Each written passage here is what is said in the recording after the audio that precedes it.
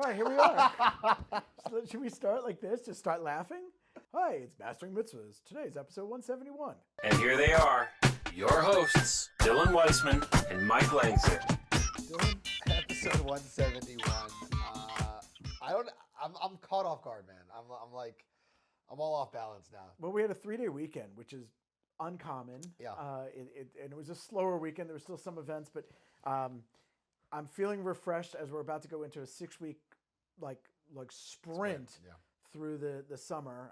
We need a little sunshine. We need a little warmth, but we're almost there. Yeah.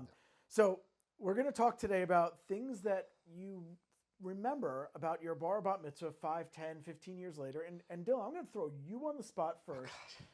This is like so off the cuff, this whole podcast, but you were a bar mitzvah. How many years ago? September 30th, 2006. 2006. So we're actually about to celebrate your 20-year anniversary. 20 year. Okay. My bar mitzvah was almost 20 years ago now. So we've never done an interview style podcast, but I might actually interview you, and then we'll evolve that into this podcast. But like 20 years ago, you were preparing for your bar mitzvah. Now, fast forward, what are the favorite things that you remember from that day? So for me, I had my bar mitzvah at the aquarium. Camden Aquarium? Yeah. Okay, cool. And it was the first event they had ever done there. So I remember a few things about it. The first thing that I remember was that we had the touch exhibit open for cocktail hour. Yep. Okay. So we had like stingrays and sharks that all of like the guests can like touch. And that was really, really cool. So I remember that. I remember that my candle lighting was in front of the big shark tank in the amphitheater. Cool. So a little bit different where it's like not in the main room. We actually had to move to do that candle lighting. The template and the run of show is a little different. We went cocktail hour into candle lighting, like Grand Entrance candle lighting in that space, and then we all moved into the dance space for the horror. Okay. But it was a little bit funky, but like it was cool because my candle lighting was the backdrop was these Shark Tank. The big Shark Tank, right? Okay. So those are two things that I remember really, really vividly that stood out. The other thing that stood out to me, outside of the fact that it was a great night, it was really, really fun, it was awesome. The one thing that I remember a lot is leading up to my bar mitzvah, my mom made all the centerpieces. And the hard work that she had done in our home was so electric and so visible to me that it was not lost on how much this celebration was for our family, not just me. Yeah. So that's one of those like feelings that I still have, like knowing the pride that my parents took in that. It's really interesting. And you didn't know I was opening up this podcast this way. But I also want to just pay a tribute to the fact that Bobby Morgenstein was your DJ and found you, and your DJ career basically began that day. Yeah, so the weekend after my bar mitzvah was my first event on Bobby's team. Isn't that crazy? No. Yeah, the first week of October. Maybe the child labor laws were a little different then, 20 years ago, hiring a 13-year-old, but that started your career, and here you are now professing all things bar and bat mitzvahs. Yeah. I did not have a bar mitzvah, but I did grow up in a Jewish area. I actually didn't move to this Jewish area until 6th grade was my first year, so my parents gave me the option: do I want to have bar mitzvah and like tutors and crash course, or not? And as a kid, I chose not to. But if I had to be asked the same question similarly, what do I remember going of the things that I went to bar and bat mitzvahs now 30 some odd years later? There's a few that actually stand out to me, and I say these stories once in a while in a sales appointment, that it's generally something super unique. And I remember one that was on a boat. It was one of the cruise lines around New York City. And, I probably remember it for all the wrong reasons. We as kids were throwing plates like Frisbees overboard. We were throwing chairs overboard. I mean, we were 13-year-old boys. We were jerks. But I remember being on this boat and like, what a cool experience, like your aquarium experience. And I remember another one where the dancers worked for MTV when there was such a thing as MTV. And, a week after the party, I turn on MTV and there's these two dancers on like Club MTV Grind, a TV show that used to be a dance show, these were the same dancers at the party. So, you know, what's the best takeaway from your experience and mine? Well, I think that the goal of this podcast is to kind of bring to light the things that your friends and family and you guys will remember 20 and 30 years later.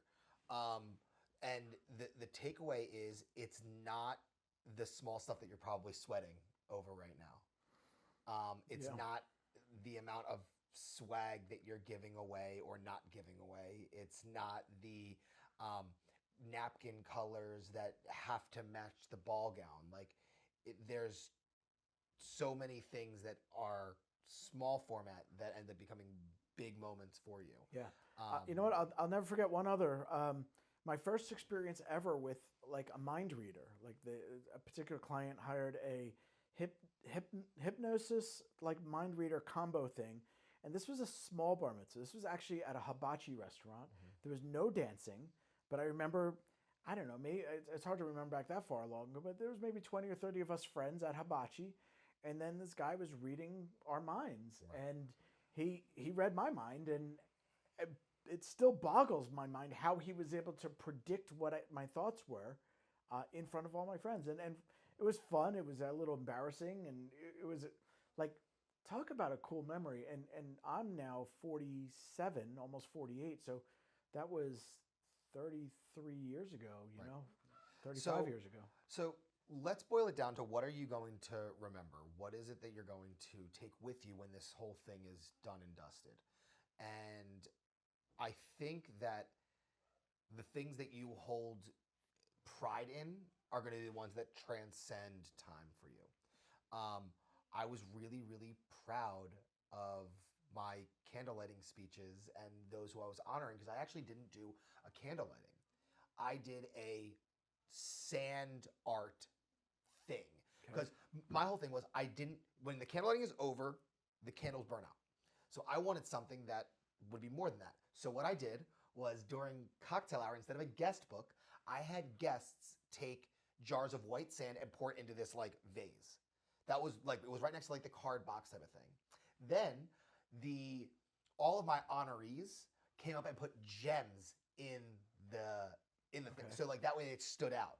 And it became this layered like piece of art that my parents have in their house to this day. Wow. So the thing that I took pride in was that was creative. It's something that's lasting. It got everyone involved.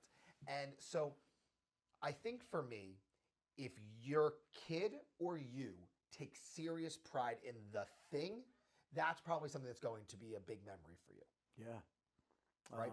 Like I think about do you remember the young man Bennett? Do you remember Bennett's Bar Mitzvah? I think yes. Right? Yes. He took such pride in all things him that he helped design his enclosure. Mm-hmm. And it turned out so well, but he was so excited to show his friends, like, hey, I did that, and he pointed to all the logos. Yep. So, like, I don't know, what is it that you're going to hold pride in? What are you going to take ownership of? I think, we're using a lot of really cool, unique examples, but it's easier to say things that people don't remember. And you already said swag. Like, they don't remember the food unless there's something really magical about it. Well, I'll tell you that when it comes to food, people will remember if they left hungry or not.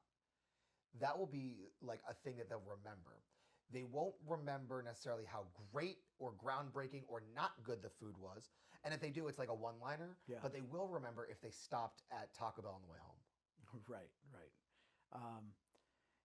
I do think there are some really cool, memorable considerations. I was just with a upcoming school client at a big boat out of New York City as well. And I shared a story of a mitzvah that I did on a similar boat at that same dock. And that party was almost 15 years ago now.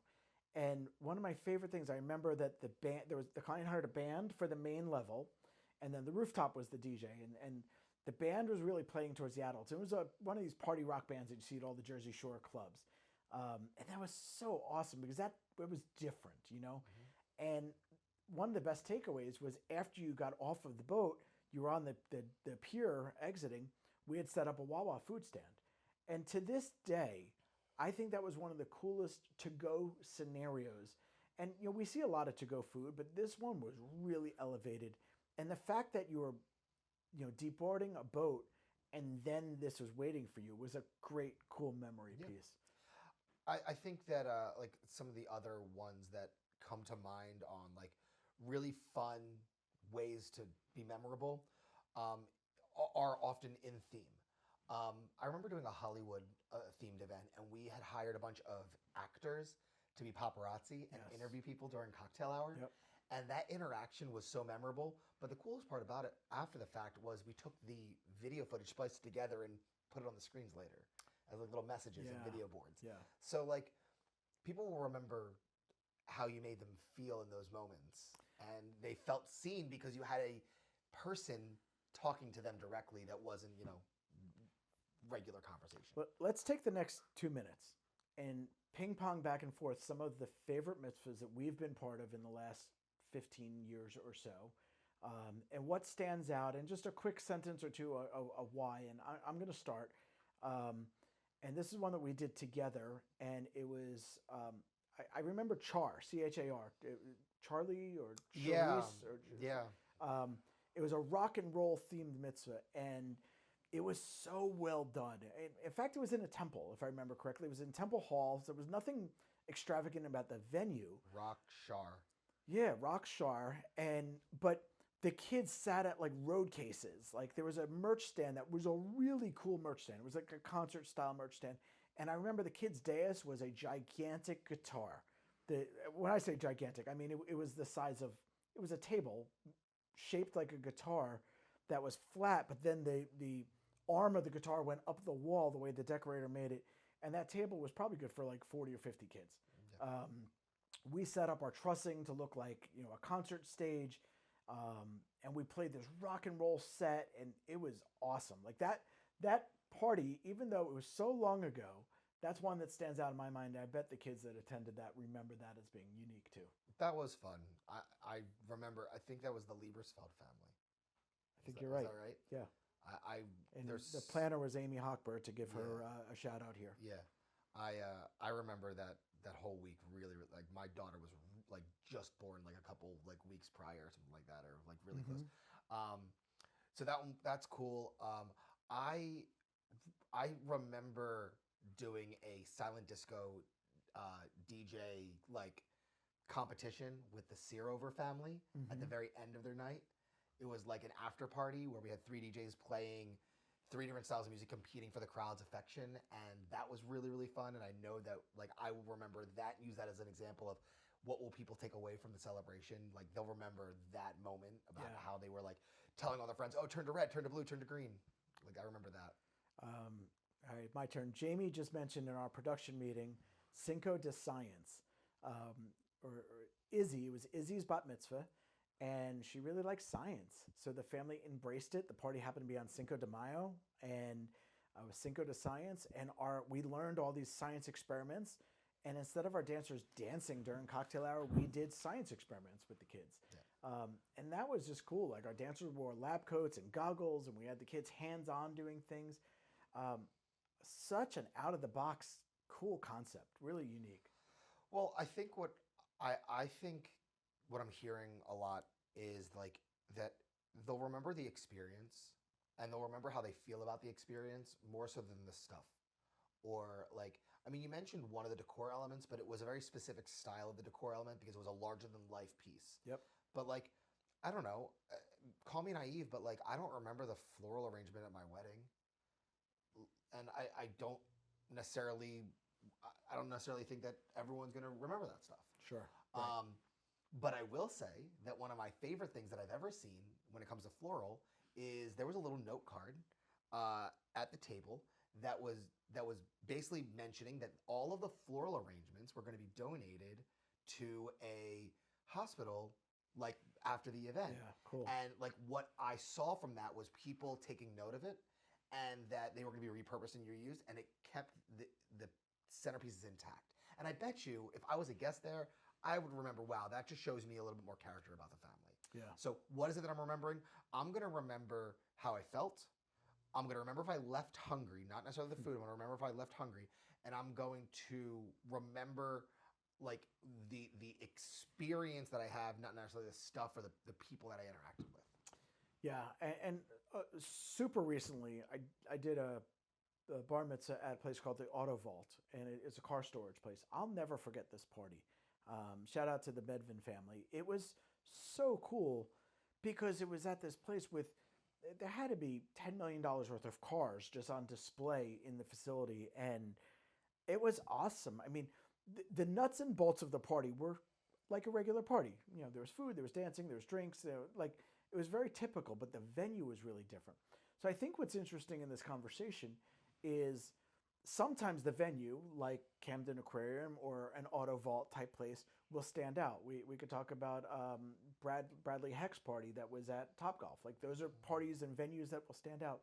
But then we just talked about Rock Shar that was at a temple. I don't actually remember the name of the temple. I don't remember anything about the temple. But I remember the theme, and I remember how immersive that whole experience was. And sometimes it's about the venue, and sometimes it's about how you transform any space. You know, you could take we've worked in barns, we've worked in warehouses, we've worked in, people's backyards, and made magic happen. So it's taking the right elements and focusing on the right things and not wasting time and effort on the things that aren't so memorable. Yeah. If you take pride in it, I would imagine that that's the thing you're going to remember. Yeah. And maybe I'll close it out with this one is sometimes it's not all about the stuff. Sometimes it's truly about the fun. And Nat's Neon Night, N-A-T, Nat's Neon Night was one of my most fun bat mitzvahs I ever did. And it wasn't for any other reason, Dylan, other than the fact that it was a great party. The mom was definitely a former dancer or cheerleader. Her mom friends were all dancing. I remember we got into this like 80s, 90s dance set. And I remember there was no swag. There was nothing over the top, but it was the right audience. So sometimes it's just having the right people. Well, I think that matters when you talk about guest lists. We've had a podcast on that before about who Yeah. you're inviting. Who's going to make it memorable. Yeah. Cool. Anything else? Now, episode 171. 171. Don't forget, we wrote a book on this stuff, Mastering Mitzvahs. It's online. We are just about to celebrate 6 months of being published. I'm proud of that. That's something that we forget to talk about the book so often. So check out our book, all things at masteringmitzvahs.com. You can find the book there, links to Amazon where the book is available, soft cover or on Kindle. And you can check out all these podcast episodes. Cool. There you go. That's Mike. I'm Dylan at XE Events as well. And we'll check you guys real soon. See you soon.